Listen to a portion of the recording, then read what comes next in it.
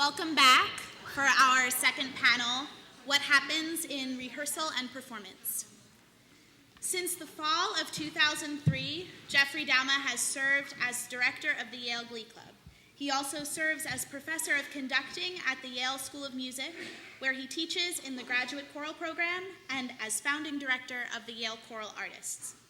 Author and reporter Stacey Horn has written 5 nonfiction books, the most recent one titled Imperfect Harmony, Finding Happiness Singing with Others.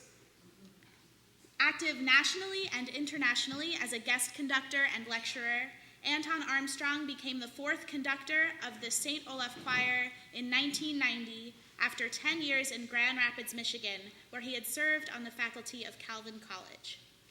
Molly Stone serves as the director of world music at Chicago Children's Choir and the assistant director of choral activities at University of Chicago.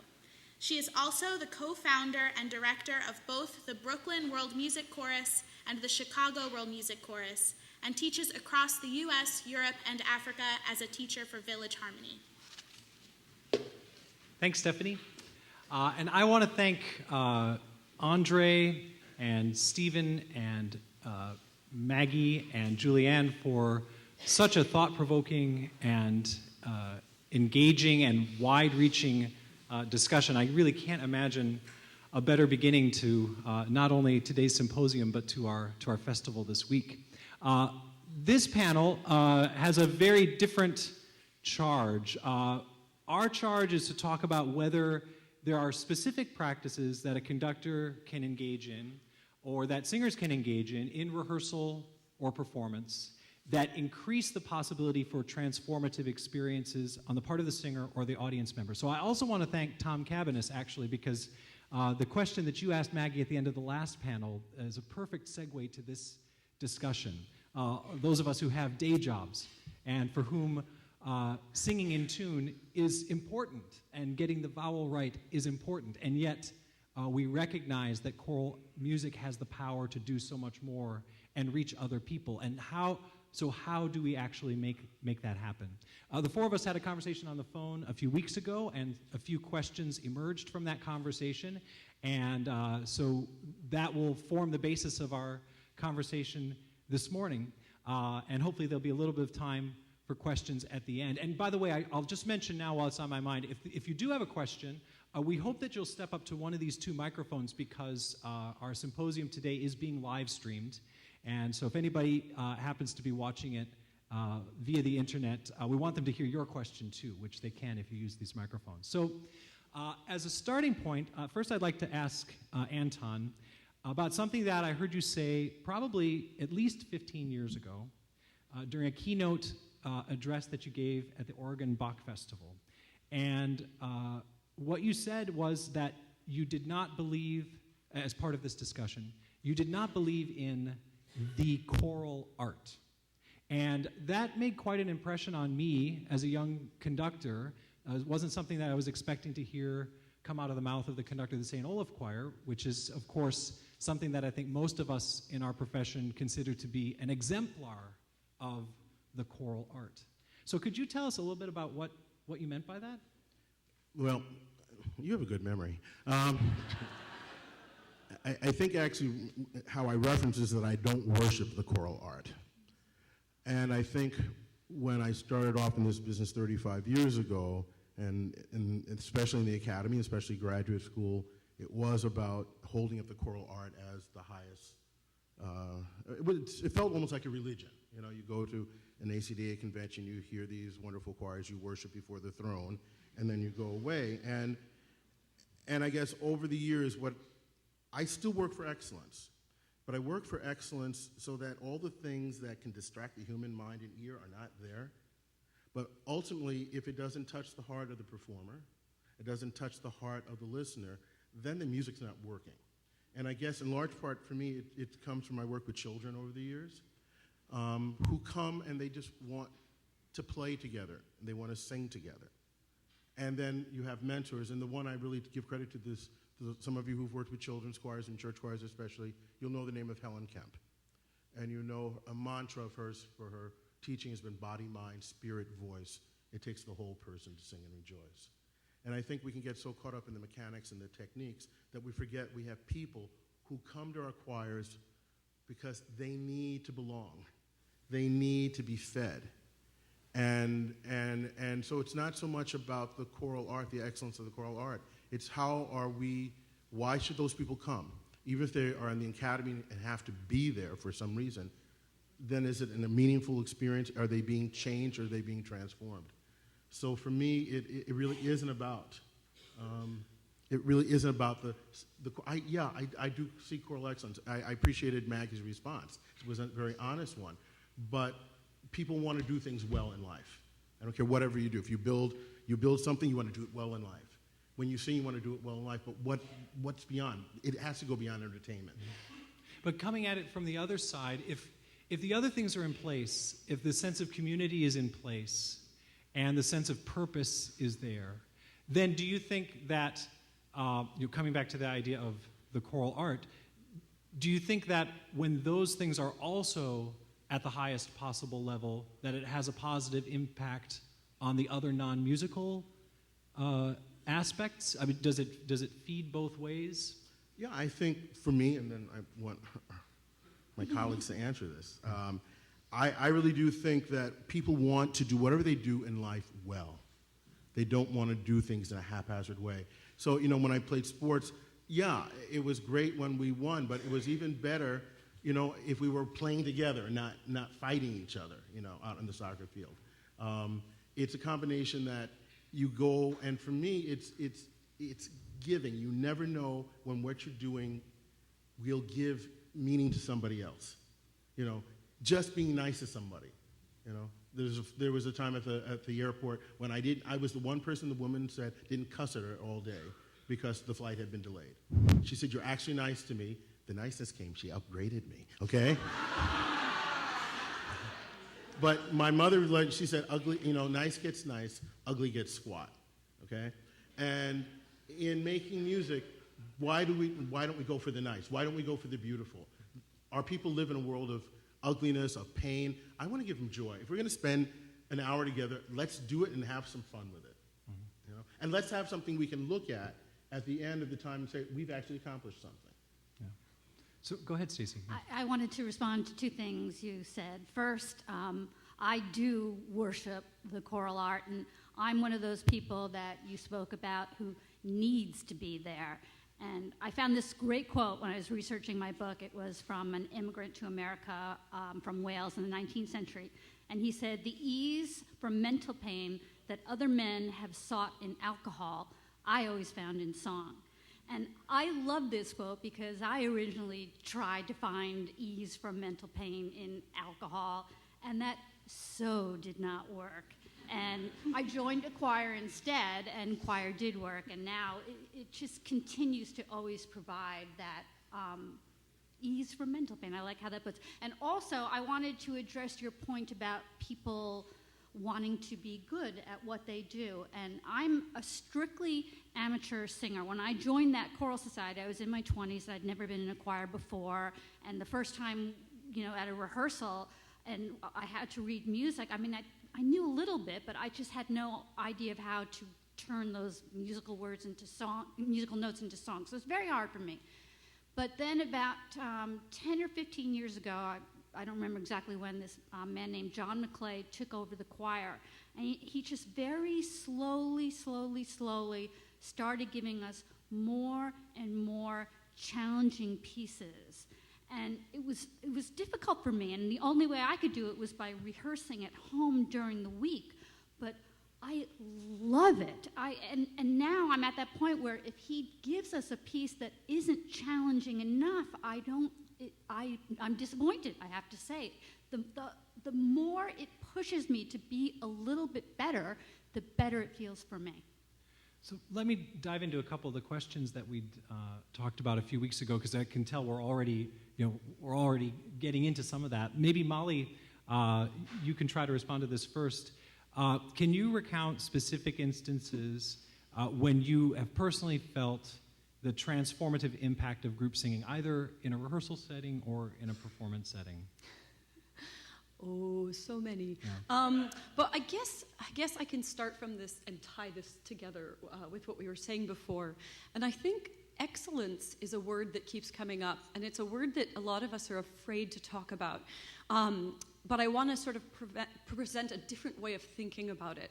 The times where striving for excellence in choral music don't work anymore for me is when people use the idea of excellence to alienate people. When people talk about the choral art as something that is intangible, it's something we can only reach for, it is something so wonderful that, or not even wonderful, but so high and mighty that none of us can touch it and it can't actually be a part of us and we can't be a part of it. But I believe that striving for excellence is what should make music accessible and not alienating.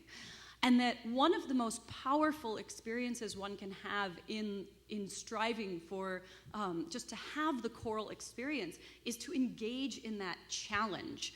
That there's this idea where when you're in a choral setting and you actually have to make yourself vulnerable and engage in the challenge to strive for excellence, that is actually what draws you in, and that is the greatest act of creating community.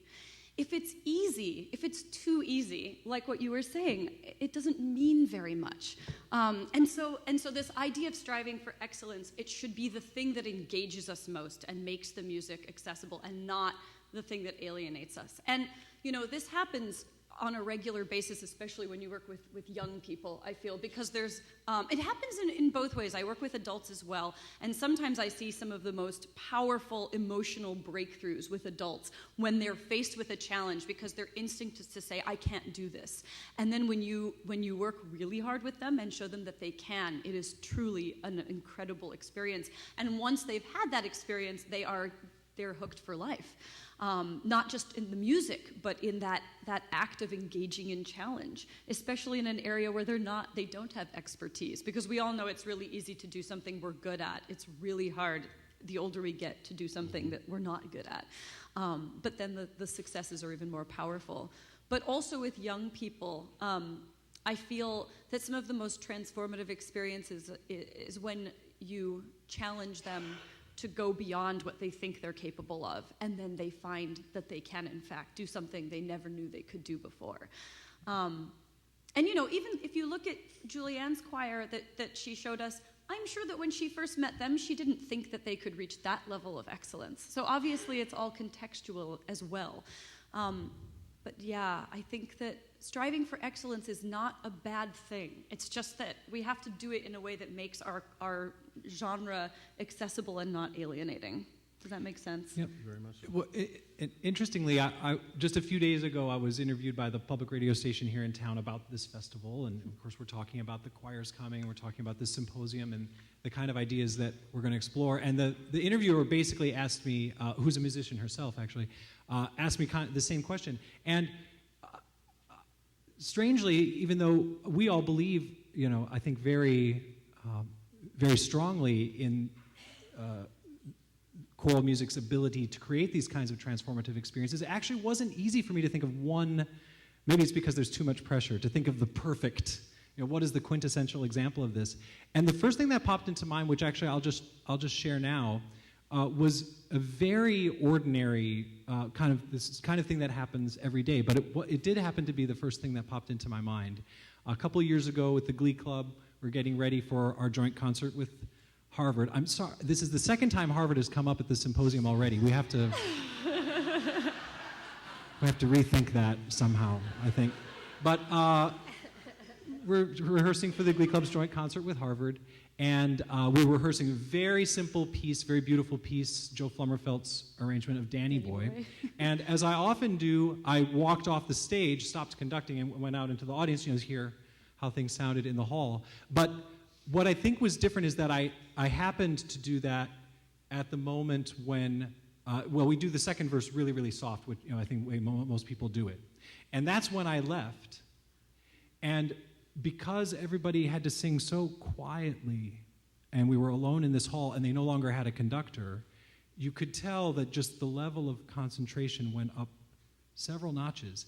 And they sang it, frankly, much more beautifully than they would have sung it while I was conducting, and I think they all sensed that in that moment, and that impression of mine was verified later on. Several of the students kind of came up and even weeks later said, "Wasn't that was really kind of something special?"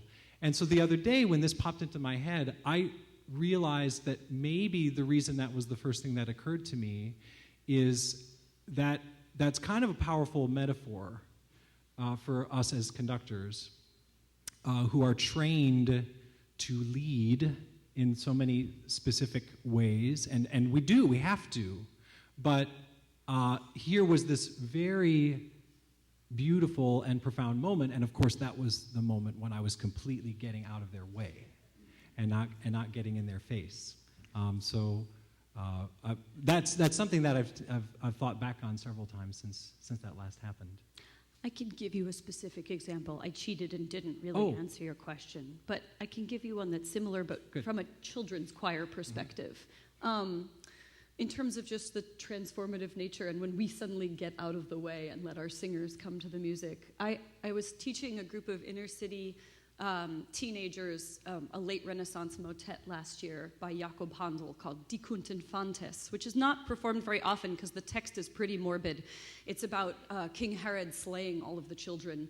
And I picked it mostly because it had some of the most gorgeous counterpoint, and I wanted to really work with the kids on what it meant for a composer to set text in different ways, how composers use different textures, polyphony, homophony. And these are a bunch of inner city, Chicago kids, mostly African American, who have come from very poor backgrounds. And this is the music that is supposed to alienate them. And they don't even know that it's supposed to alienate them. They hear the music, they sing through it, and they fall in love with it.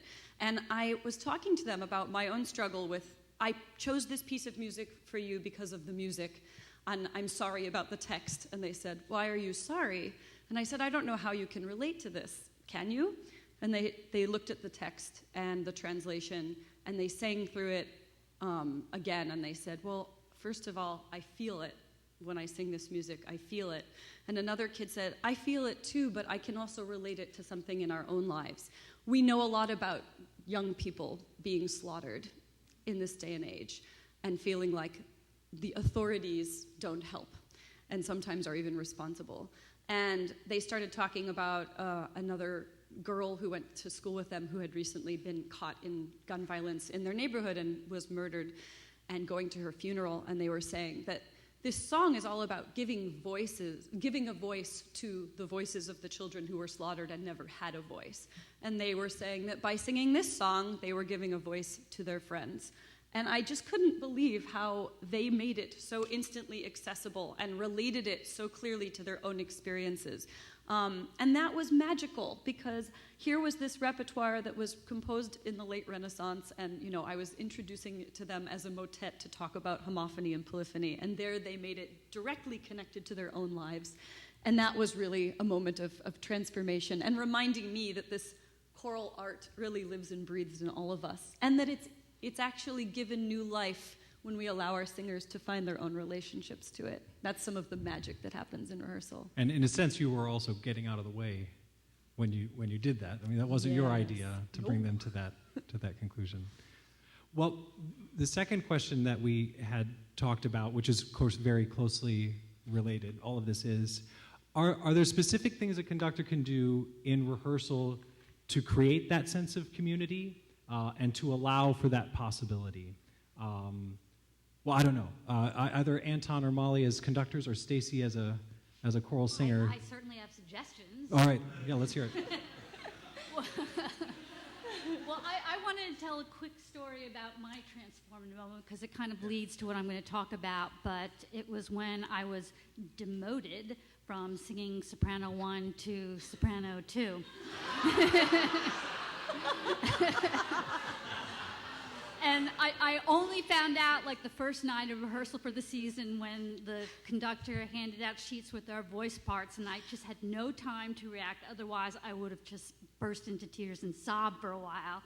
And he raised his hands, and so I pulled out the music, and I couldn't find my entrance note. I just had no experience with finding an entrance note somewhere in the middle, and every time I tried, I got it wrong. It was horrible. I was miserable. I was making everyone else around me miserable. And I'll never forget, I just looked around at all the other voice parts, and I said, oh my God, if this is what they have to do all the time, why did they even bother coming?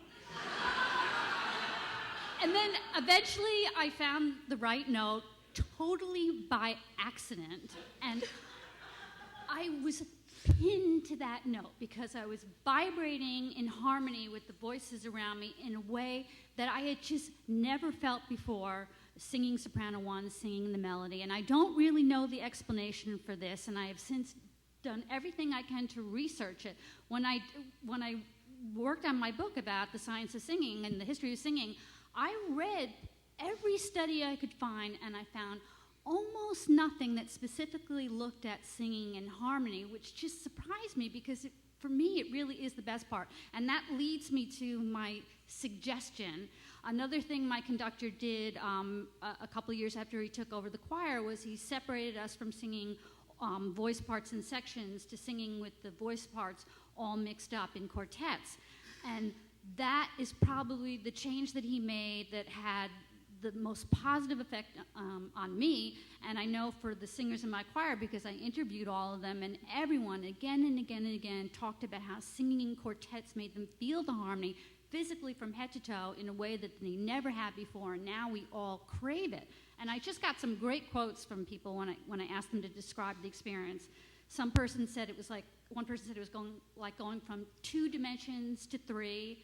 One said it was like making a hologram out of thin air. And one person said, most importantly, there aren't too many other chances in ordinary life to be in perfect cooperation with other people. So my suggestion is break up from singing into sections into quartets. Anton or Molly?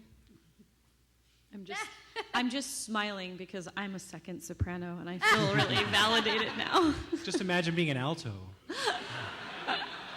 It's probably even better. I actually made my singers this year switch voice parts on every song, and that was also a revelation. They were so mad at me. Oh my God! I destroyed their identity apparently, but no, they also really appreciated. It was an amazing experience for them to have to switch voice parts constantly, and yeah, I can imagine. Yeah, I've been doing more and more of that. I guess.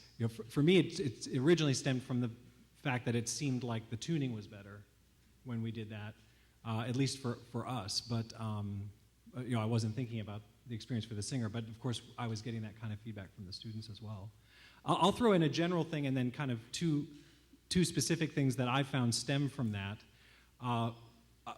I think a very important practice for me as a conductor is to try to, especially like at the beginning of every rehearsal, to remind myself of the sacrifice that the individual singers are making. All these people who show up week after week, month after month, that come there, they're singers in the Glee Club are not getting paid money. They're not getting academic credit. Most of them are not even music majors. And that even if sometimes they seem tired or distracted by other things, the truth is, I believe, by and large, the large majority of them are doing the absolute best they can in that moment. They're there because they want to make beautiful music. They're not there to frustrate me. They're there because they want to sing. They want to make something. It's I think a very genuine contribution that they're making. And so 2 ways that's affected me in my practice, I guess, is that it's changed the way I think about gesture. Because if a conductor is always showing things that have nothing to do with the sound that they want, it's not only that it's not efficient in terms of getting what you want, but it's actually kind of disrespectful to the singers and the time that they're putting in. That then they show up and finally you're the one who's supposed to be ready, and you're giving them all of this information that is counter to the sound that they want. And another thing that I've tried to do for a long time, and still fail miserably. In fact, just a couple days ago in rehearsal, I was just asking myself, why do you keep doing this? But I tell this my conducting students all the time to try to avoid using the first person when they're talking. I think this should be in a certain way, and maybe in part that's sort of group psychology. But I think it's also just a healthy reminder for the conductor that you're not supposed to be the focus of what's going on, and that's just a way of reminding myself, I guess. Ditto to all what you've said. I'm going to say I think a lot of what has come about over the years for me is, can that experience be one? People come, whether it's your church choir, whether it's the academy, whether it's the choir, as Andre was sharing with us earlier, that comes together in prison. People want to come together because they want to belong. People want to belong to something, and they want to belong to where they're important. And I think this whole relational aspect of coming together, of being part of something, doing something more than you could do by yourself alone, making something more beautiful than you can do as one. And when there are those times of silence in music that are the most beautiful, but there are also those times when, I think, when you are in communal song, whether you're in a choir or whether you're just singing as a community sometimes, and you start to listen to someone else. And there's an exercise in life, I keep saying, if we could put Congress and the White House maybe in a choir to sing, they would learn to govern better because they would listen to each other.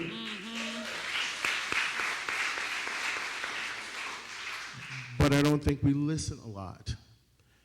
And as much as a public performance is important for me, it's the time we spend together in rehearsal.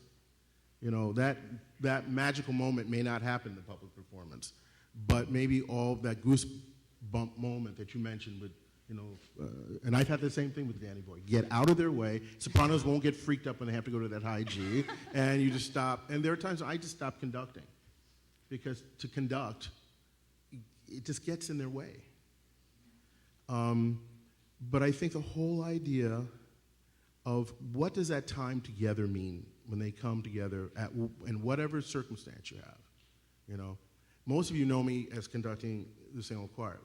The other part of my life every week is 110 women, ages 18 to 70-something, who come from within that St. Olaf community. Townspeople, jocks who don't want to be in a 3-hour a week rehearsal, Phi Beta Kappas who don't match pitch, One woman said, I feel like a failure. I'm at St. Olaf College and I can't sing, Literally, she later became a Rhodes Scholar in saying that, But they come together and they have a purpose and they have a reason for being.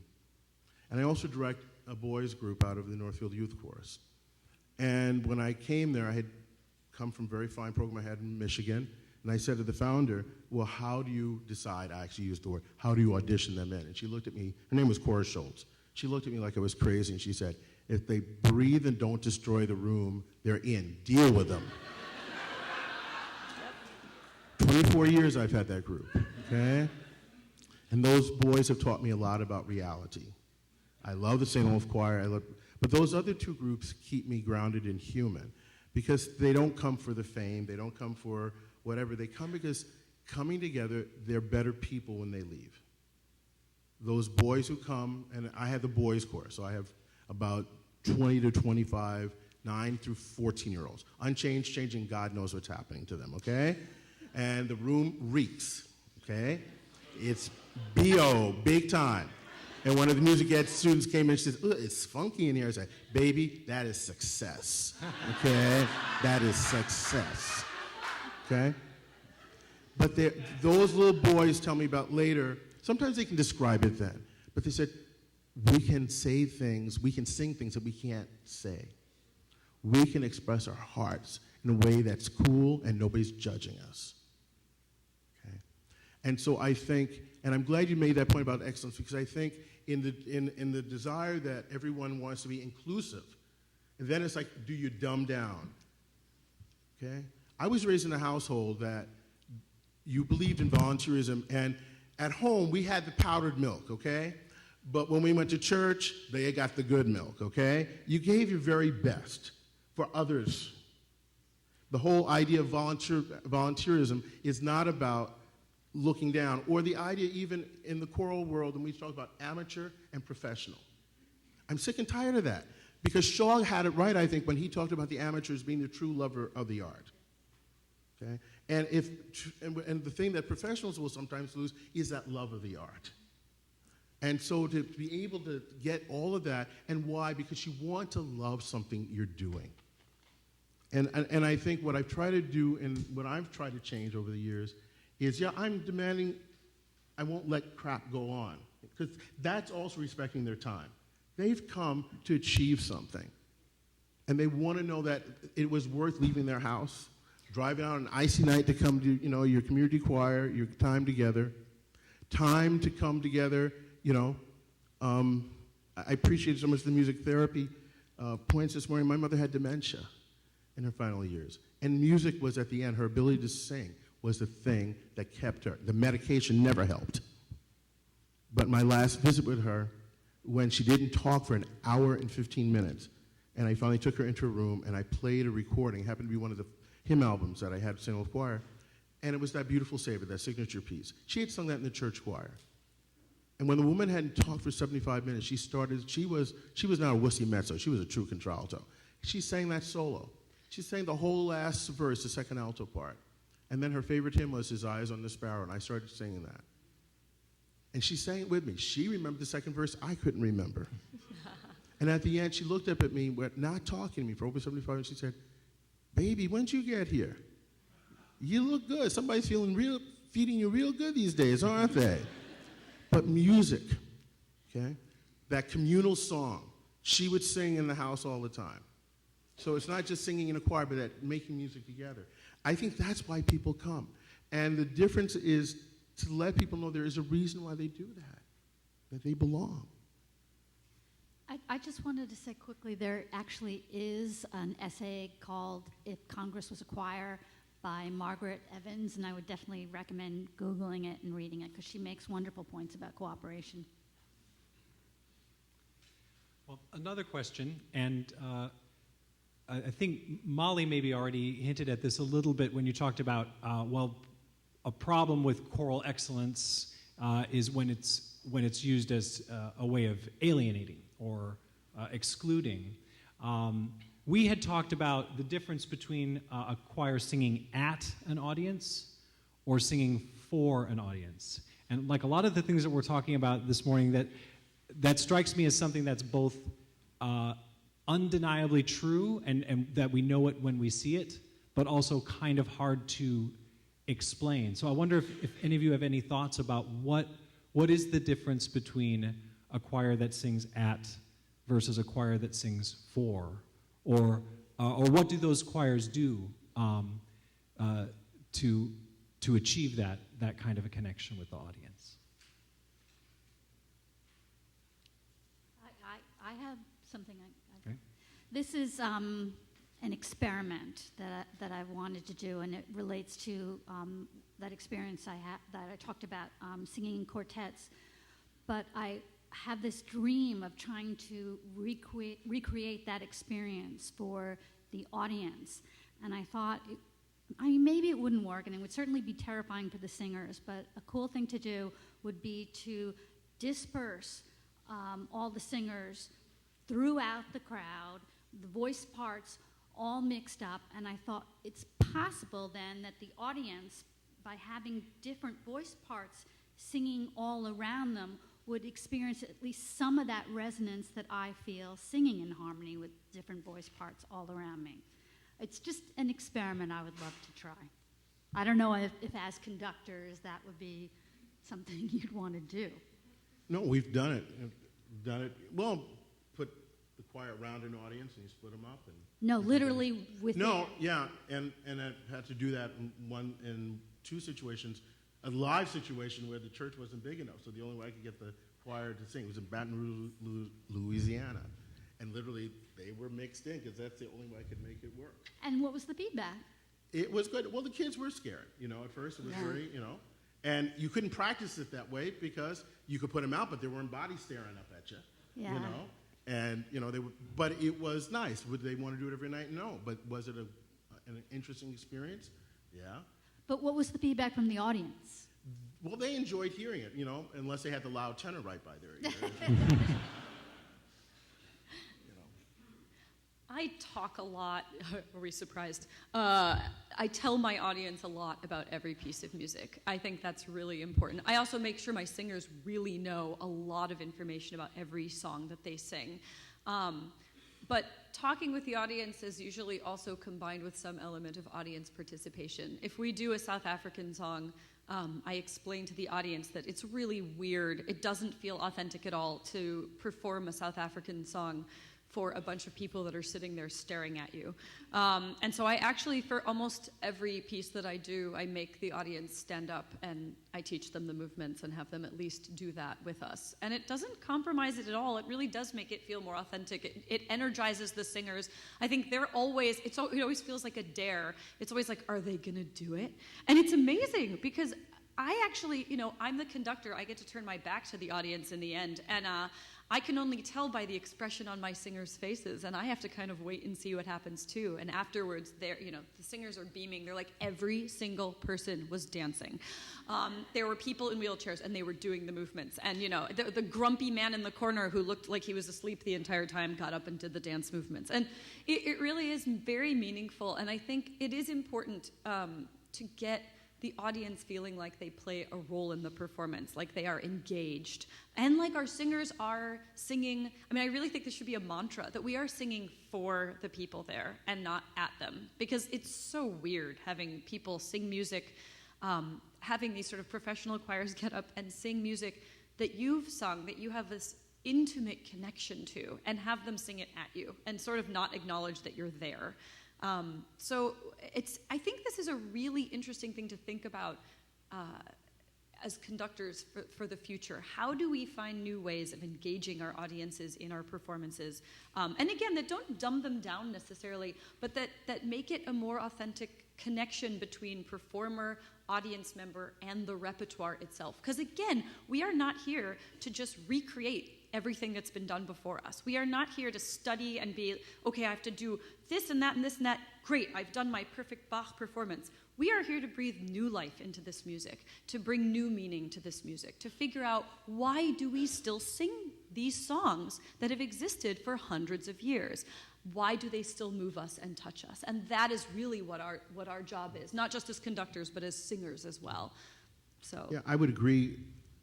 Great program notes, but sometimes just to hear a verbal explanation. I also don't want to go to a concert, and I've been hearing a lot of them, where the conductor feels like they're the MC up there. No. So, but that's the other side of it. But I think to give some insight, sometimes I've deconstructed a piece in front of an audience, so especially if it's a weird piece, think Penderecki, Stop It March is one where you don't hear, but what are you listening for? Otherwise you hear just these sounds coming at you. Right.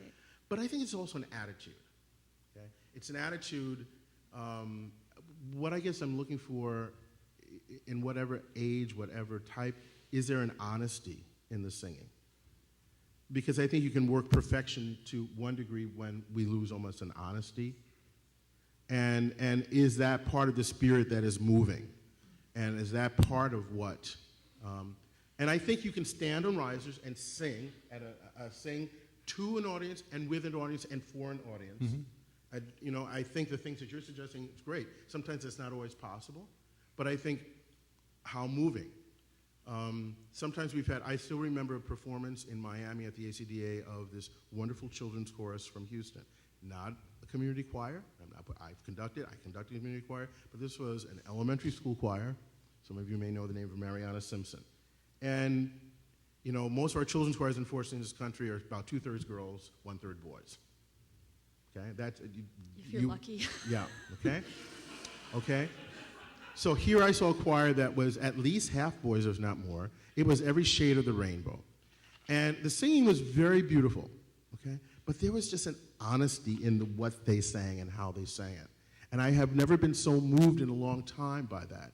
And I later went the next year. I was in Houston to do a festival, and I said, I want to go to this school because I thought maybe this was a charter school, a magnet school. Well, she was in a very middle-class school. I walked in the beginning of the building, it was very nice.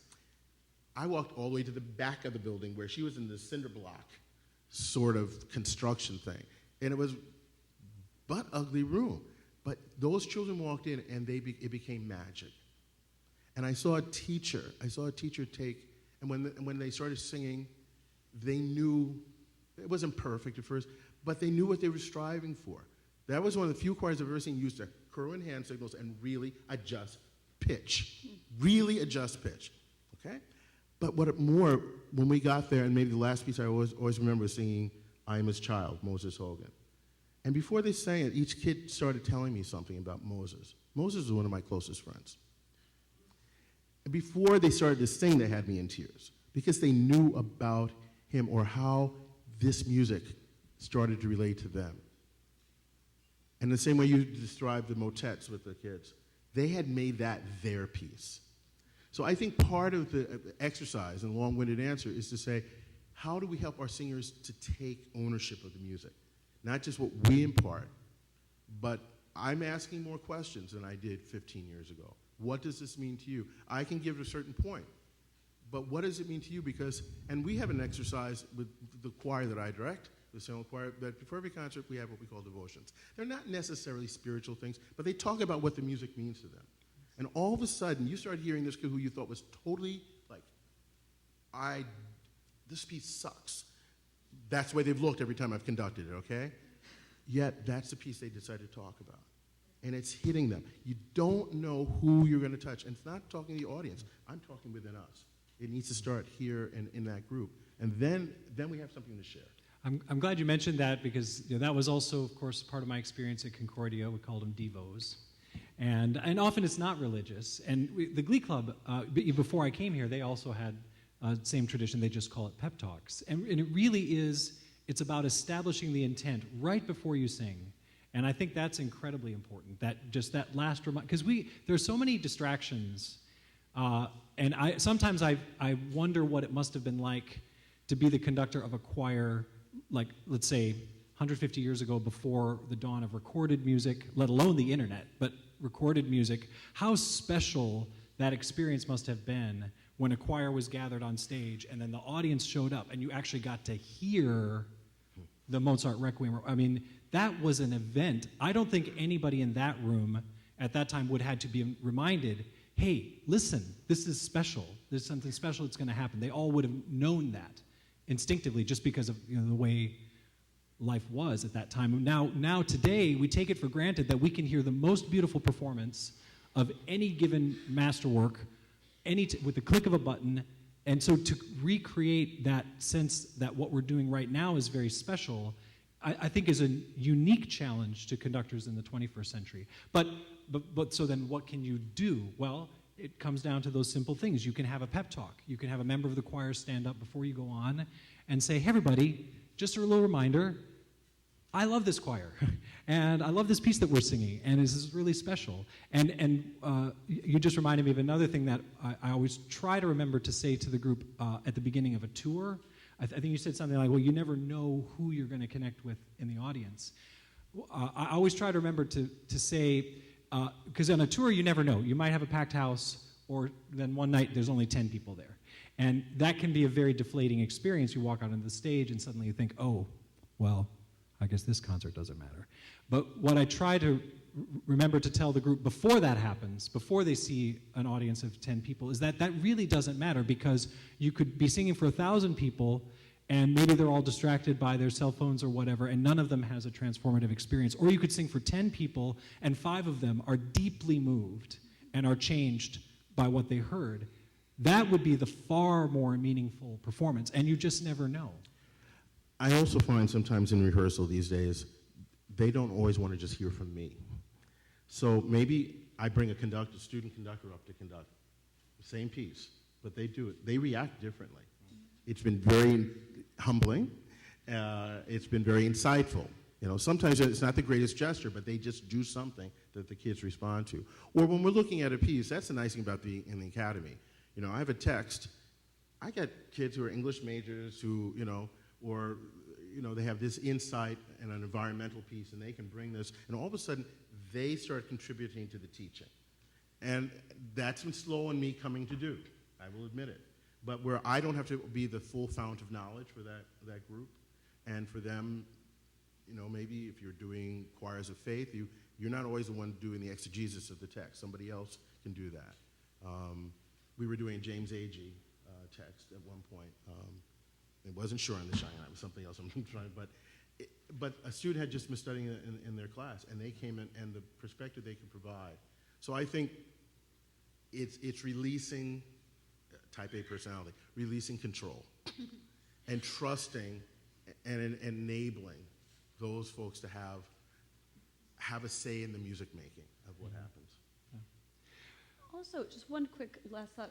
I think it's really important that we expand who we sing for. And I know Andre brought this up earlier, but who are we bringing our music to? And there's this sense that you're supposed to perform for whatever your appropriate audiences are. And I'm lucky that I work with a children's choir, 2 university choirs, adult choirs. So I get this full range, but I realize that I get locked into the expectations of, what audiences do each of those choirs perform for?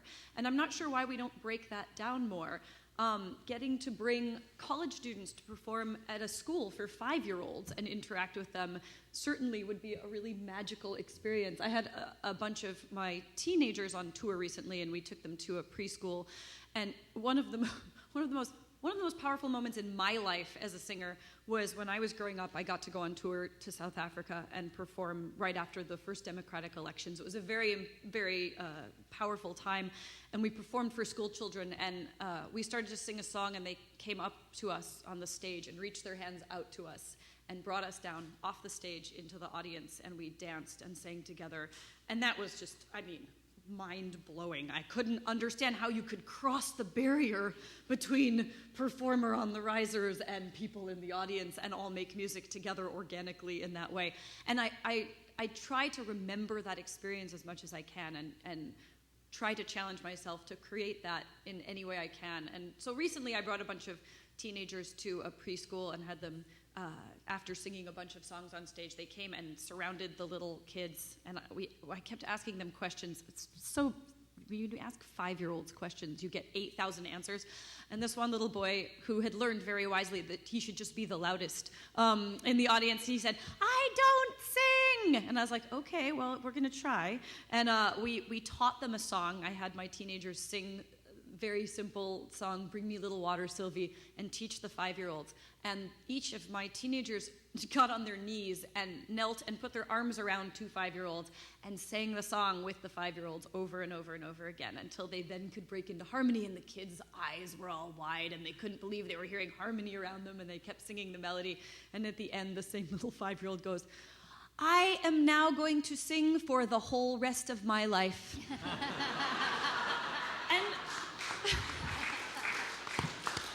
But then I ask myself, why don't I bring my college students to do that? Why don't I bring my adult choirs to do that? We have these expectations, and I think we need to start challenging ourselves to broaden who we perform for, who we bring this music to, and which of our ensembles we do that with. Well, can I make that less of a rhetorical question? Why?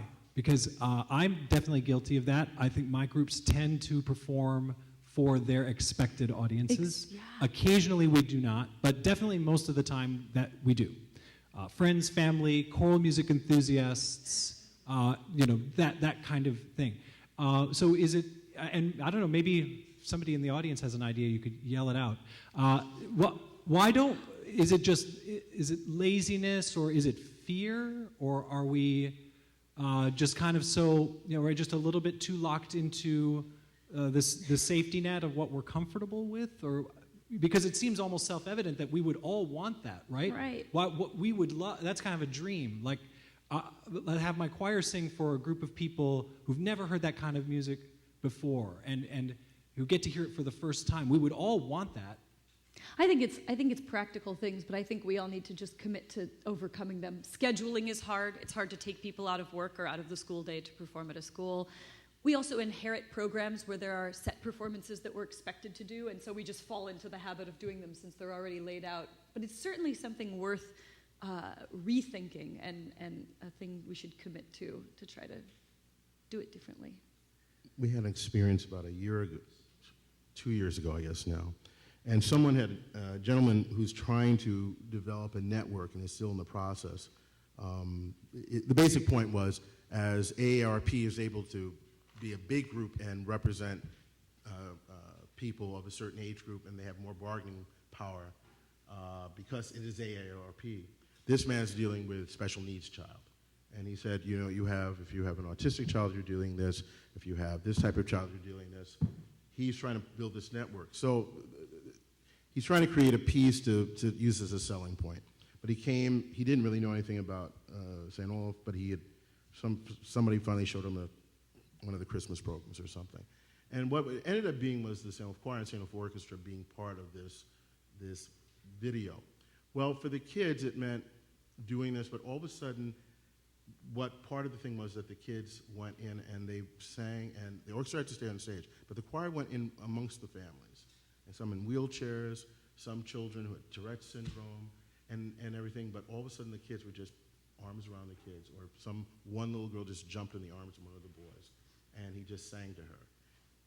I mean, I don't know where this is going to come out, but it was an experience that started to make me to think, yeah, it is when you get in the academy, it's easy to say something like this. It is harder to make happen in certain things. But if you're more intentional, and then there's been a subsequent project in which we were, and it's slowly breaking the mold down. I guess one thing I'm going to say to all of you, none of us is sitting up here like we have the answers. In a way, what he's asking us to do is share our journey, and the journeys and our stumbles and our missteps or our apprehensions. But I guess, you know, we're kind of being naked with you right now, and it's not always pretty. But I think these questions were about asking us, and then maybe asking you all the same things. You know, how can you maybe shift your paradigm of what you do? And I think it is a struggle at times, and especially if you have certain ways that you've always done it. And how do you shift out personally? Then how do you get an organization to believe that they should be shifting as well? So I think it has to be a process, a journey. Well, here's something a little bit different. As conductors and singers of choral music, we're obviously working a lot with religious music. And often that's music from one specific religious tradition. And yet I think we could probably all agree that singers and audiences can connect with that repertoire whether or not that piece is from their own religious tradition, right? What does that say about the experience of group singing? I have a lot to say about this. And part of it is that I see so many instances lately of conductors, colleagues calling me, not knowing what to do about the fact that they have singers who have decided they will not sing a certain piece on the program, and it's become this sort of epidemic of singers cherry-picking which pieces they'll sing and which they won't, and it doesn't look particularly great to have students suddenly leave the stage for certain songs. And I started really engaging with a lot of my colleagues about these issues, and it made me realize that my own journey has been quite interesting in coming around to how do I deal with singing religious music. I grew up a very non-religious Jew, and realized that a lot of the music that I spent most of my time listening to was Palestrina and Bach and singing as well, and that this music captured my soul more deeply than anything in the world. When I was 12, I had to choose between staying in choir or having a bat mitzvah, because Hebrew school was at the same time as choir rehearsals. And I went to my rabbi, and he said to me, well, where do you feel a stronger sense of spirituality and connection to the community? And I said, oh, that's easy, choir. And he said, well, then you better go sing. And in a way, that's how music did become my religion. But that wasn't that simple, because the reality was that I was spending a lot of my time singing music that not only wasn't of my own faith, but that I really didn't believe the lyrics to at all. And I had issues with a lot of the lyrics.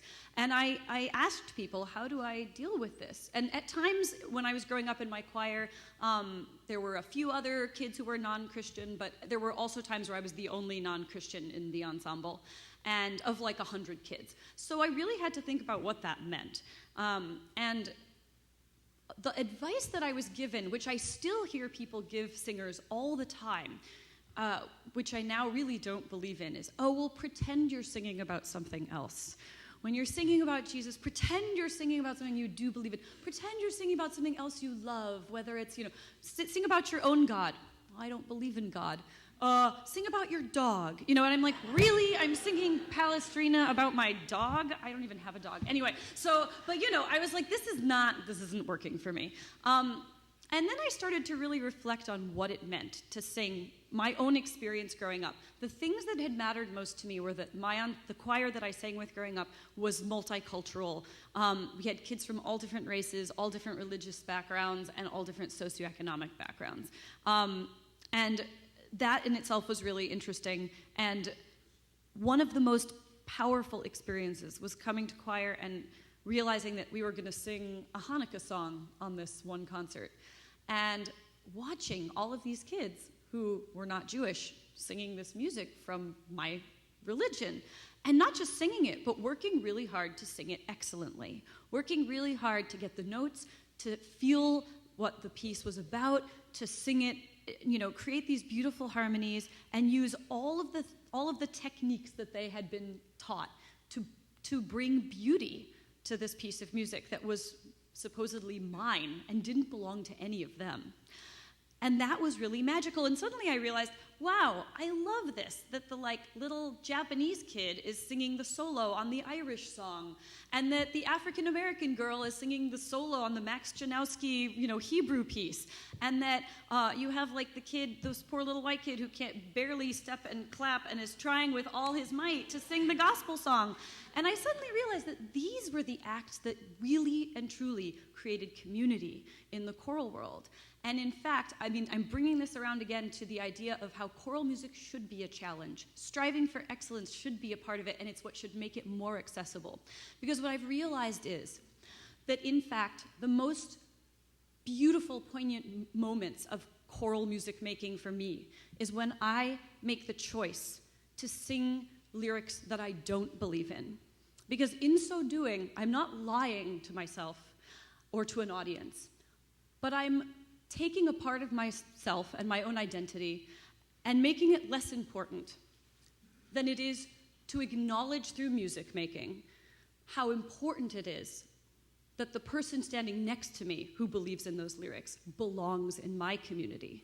And so in singing words I don't believe in, I'm affirming that this person standing next to me who believes in Christianity or whatever it is that we're singing, that person belongs and that they are my community. And if that challenge didn't exist, it wouldn't be as meaningful, really. And so I try to talk to my students about this, and I say to them, oh, you don't believe in this song? Interesting. What does it mean for you to sing it? And they sort of blink at me, and I say to the person sitting next to them who does believe in this song, what does it mean for you when she sings this song?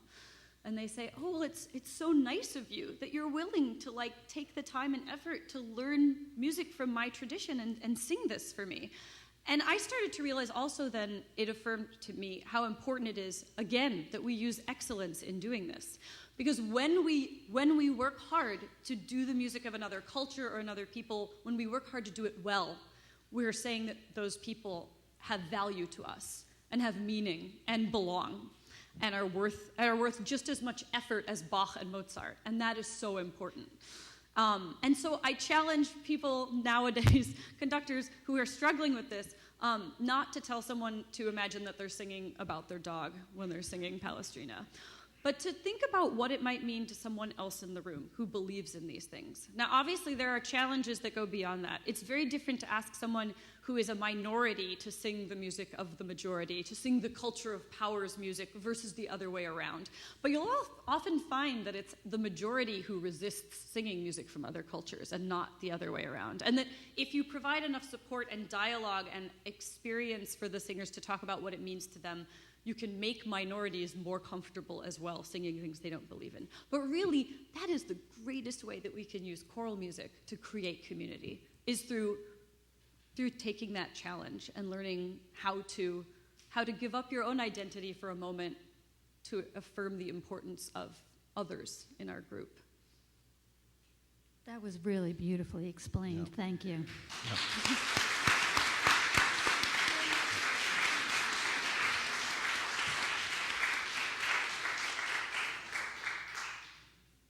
you want to comment? 'Cause you got into this, you got into this in our phone conversation.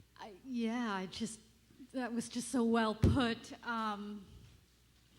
For me, I'm also agnostic, so when I first joined a choir, quite honestly, it did feel really weird at first to be singing this music, because I'm the kind of person where if I'm with a group and they start to say the Lord's Prayer, I won't recite it along with them, not out of disrespect, but I feel like I'm being dishonest, and I just don't feel like it's the right thing to do. But I don't think that weird feeling I felt at that first rehearsal lasted the length of the rehearsal. There's something about sacred music, sacred words set to music that touches me and reaches me in a way that words alone do not. And I no longer feel like I'm lying when I sing those words, and I can't explain it, but I know in my heart of hearts it's true. So I do think about it a lot. And I wrote a chapter trying to compare what I felt singing this piece of music by Victoria that I love, and how it felt for the very first people to have sung this music. How do our feelings compare? And the first group of people to sing that piece of music were probably as far from me as you could possibly get. It was a group of young German seminary students in the 16th century. And so I looked at all the stuff that I was learning about music and what it does to us, and I thought about the fact that, they have a body, I have a body, so it's got to be, physiologically affecting us the same way. And I focused in particular on this one piece of science that I learned that just felt relevant to me. It was in Daniel Levitin's book, This Is Your Brain on Music. And he talked about the fact that the brain, I want to make sure I get this right, pitch is literally mirrored in the brain. And if you put electrodes on someone's brain, you could tell what pitch they're singing just by looking at the activity in the brain. And so I immediately thought, well, does that mean, I don't know, but does that mean that when I'm singing in harmony with someone else, that harmonic interval is, again, literally, not figuratively, being mirrored in both our brains? And so our bodies, our brains have evolved so that singing in harmony feels really, really good. And what does that mean? I mean, if you believe in God, God made us this way. If you believe in evolution, we evolved this way to have something that involves cooperation feel so, so good. And there's this wonderful quote from Handel. I'm just going to have to paraphrase, but somebody was complimenting him about the Messiah. And he said, well, I would be sorry if I only entertained them. I wanted to make them better. And I think singing does make us better, regardless of belief. So when a great artist writes intensely spiritual music to accompany lines like, "May angels lead you into paradise." And when I sing that line, regardless of my beliefs, that I feel that deeply that intent, that deeply felt hope, resonates through my body, and I believe it does make me better. And when I'm singing like that, I am not thinking about like who around me believes what, and I'd be shocked if anybody did. I want to just take a small point and say that part of, so most of you know the choir is, the repertoire I do is primarily, not exclusively, but primarily of a Christian background. But there are a lot of kids who sing in this choir that are on faith journeys, or they don't know what they want to do. This was a note I got 2 weeks ago from a student. I thought a lot on the drive home about the impact that you and the choir have had on me over these past 2 years. I don't know if you are aware, but I was not raised in a very religious home. And when I auditioned for this choir, I was nervous about not fitting in or understanding the spiritual aspect of music making. They had I programmed a piece by one of our students who was graduating, a setting of Psalm 46. She said, as I was singing Present Help in Trouble yesterday, I was so moved by the text, reminder that this infinite creator, whatever we call it, is with us at the break of day and through the night was an incredibly comforting thought. The knowledge that God, or whatever you're going to call it, is with us when we have found peace as well as when we are suffering is something I had had a hard time understanding before. I found a new sense of peace within myself this weekend through concerts, but especially Zach's piece. I wish I had a better language to talk about what I have been feeling in our rehearsals and performances recently, but I hope I'm at least communicating a fragment of the relief and comfort I'm finding in being a member of this group. And for me, it's not whether you believe in Jesus Christ or whatever, but I think this is why I keep talking about people belonging. I just came back on Saturday from Korea. I'm still fighting jet lag, and I haven't yawned yet. Okay, but I'm doing Bach Motet, Fyosi Dishinish, with this Korean choir, and about half of them were not people, certainly not Christians, and not people of any faith. But there's a message in there. Be not afraid, I'm with you.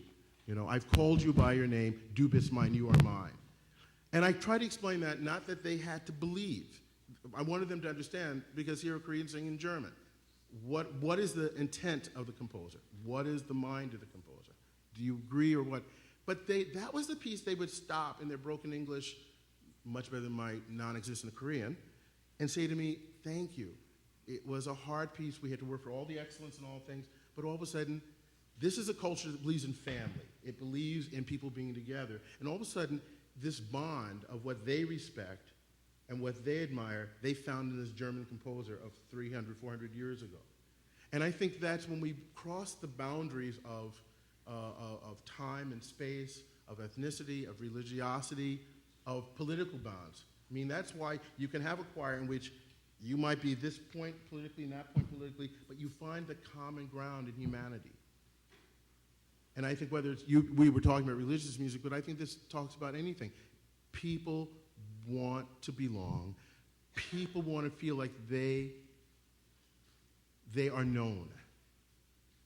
They are known in some way. And I think the music that we do needs to be able to touch that body, mind, spirit, and voice. And you don't necessarily, I'm not trying to say somebody should be converted in a way, but the fact that she couldn't even feel, and part of what she later said in a subsequent message, when I said thank you, she said, I'm real uptight. This helps you to understand my uptightness, because sometimes I don't believe that, other than my parents, anybody cares about me. And in this music making and in this group, I found people who care, and I found a message.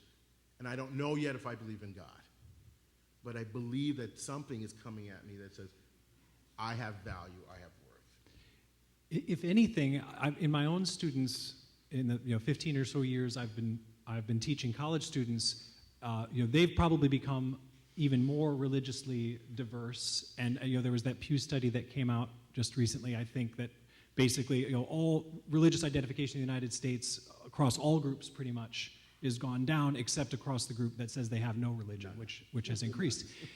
But it is not the case that my students, my millennial religiously diverse students, are less interested in sacred music. If anything, I would say that they're a little bit more interested than they were a dozen or so years ago. And you could be cynical about that, I think, and say that that's maybe kind of a shallow desire for some kind of authenticity, like a Brooklyn hipster who is pickling their own vegetables, kind of feels like something real. But I think that would be misguided. I don't think that's the case. I think that it is like in this reality TV culture that we live in, when they recognize that this is a piece of art that at least was making a sincere attempt to get at something larger and get at a larger truth, that speaks to them, whether or not that's their own religious tradition. And it helps you to try to for non-religious people, singing sacred music helps you try to feel connected and understand religious To other people, people. which is really essential. That's another border that we need to cross. Yeah. Well, all right. So I hope there are a couple of questions. We have about, 7 or 8 minutes. But before I invite you to ask your own questions, I think I skipped one question. I hope that's okay. But I want to come to our last question, maybe sort of as a lightning round. If you can each give us an answer in like 20 words or so.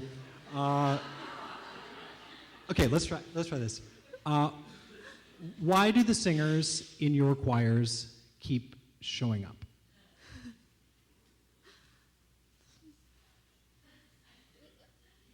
I'll go. Okay. Thank you, Stacey.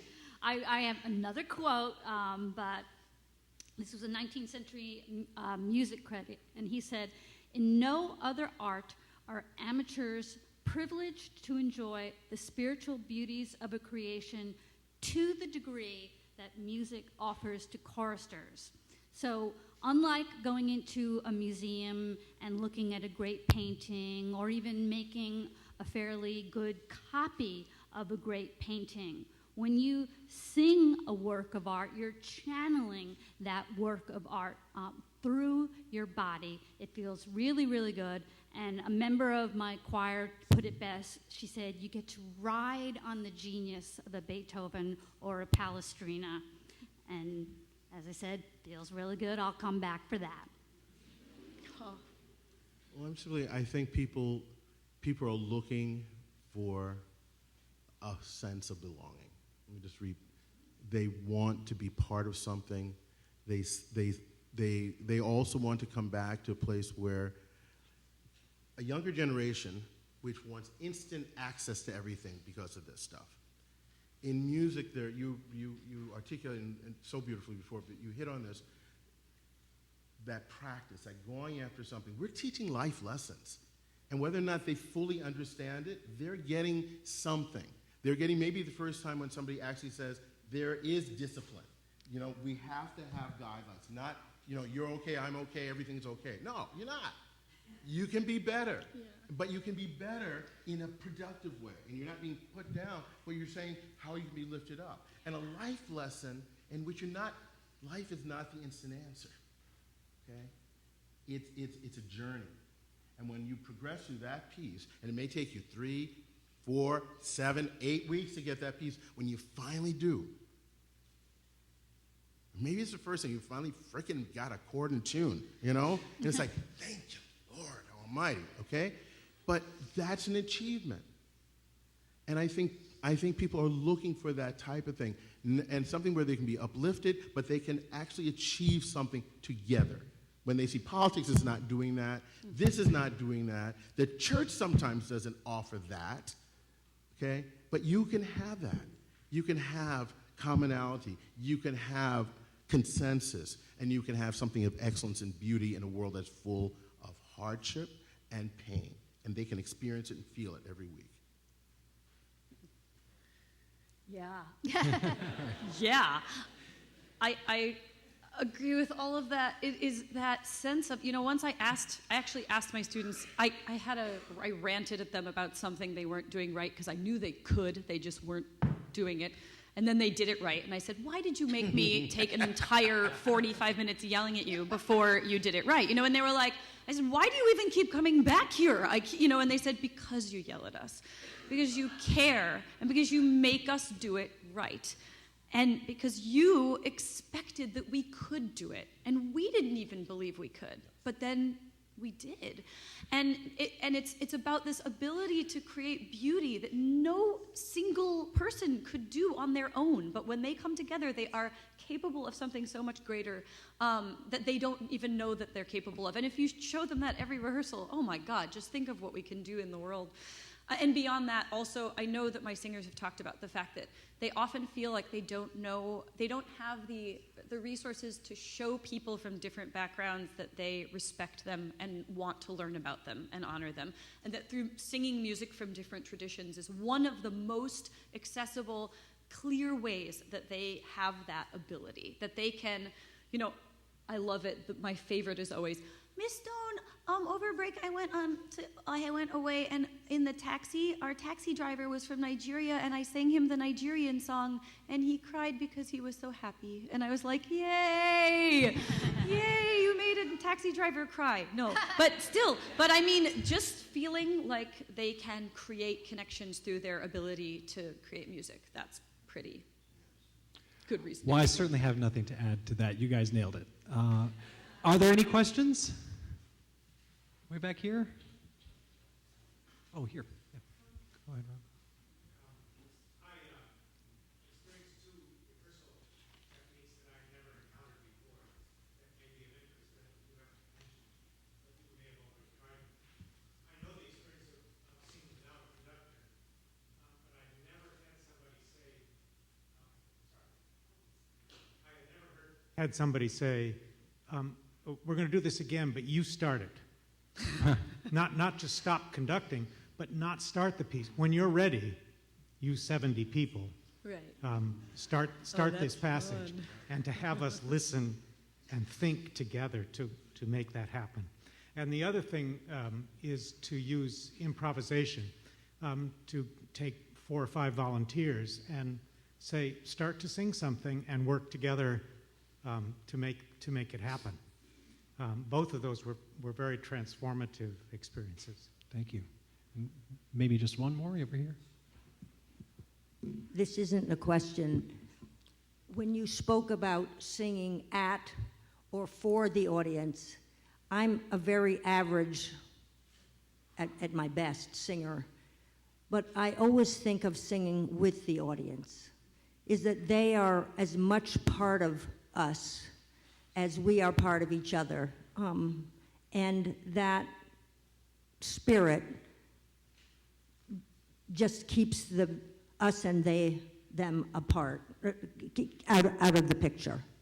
And the other thing, as a chorister, the greatest gift that you give in specifics to sing well is to, as you said, Jeff, to not have the focus on you, but to have you be the focuser.